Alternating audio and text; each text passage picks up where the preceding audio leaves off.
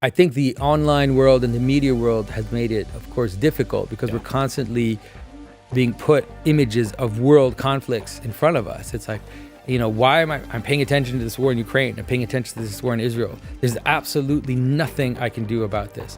And when we talk about global warming or these huge, world crises, I just feel crushed, and rightly so.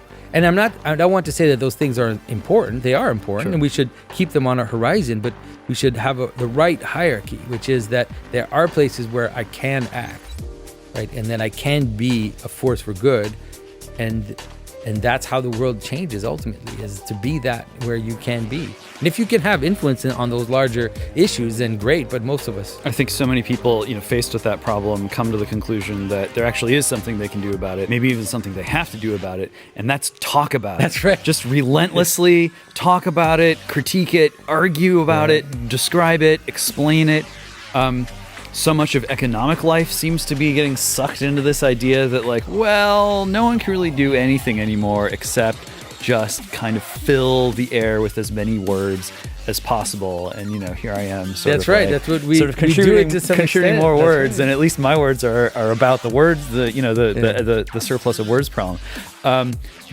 It's understandable, but it's also making it hard to experience life in a non-verbal way. Yeah. Even looking at AI, well, what's that? What are all these machines that are going to sort of automate life for us? They're large language models. Yeah. They're just talk boxes. Yeah. And everything that they spit out at us is just kind of a compilation of everything they see in that funhouse of mirrors, all of the words, all of the word clouds that come out of all of the people, and they sort of distill that down.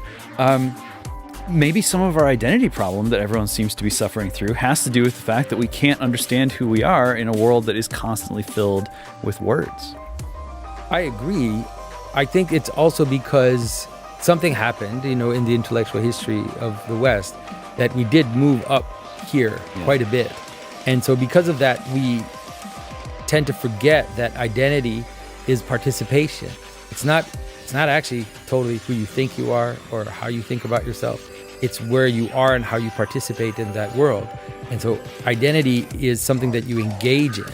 And so it's actually singing the national anthem, for example, in the United States. It's much closer to identity than thinking about what we are. Like I said, volunteering for something, participating in the world that you're in, being a father, being a husband, being a part of your community. Then when you do that, like in practice, a lot of the identity problems just go away. Yeah. You actually don't have time to think about it too much because, when if you have kids and you're taking care of your kids, you obviously are trying to do the best thing you can, but you don't have the energy to spend your time thinking about, what abstractly is a father. It's like, no, just feed, sleep, take care of, keep warm, do those things, make sure they've got everything.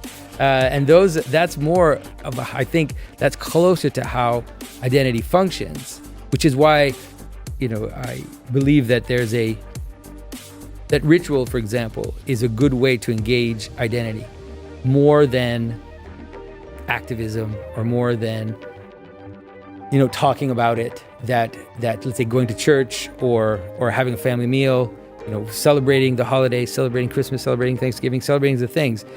These are the ways in which our identities are formed. That's what identity is made of. Yeah,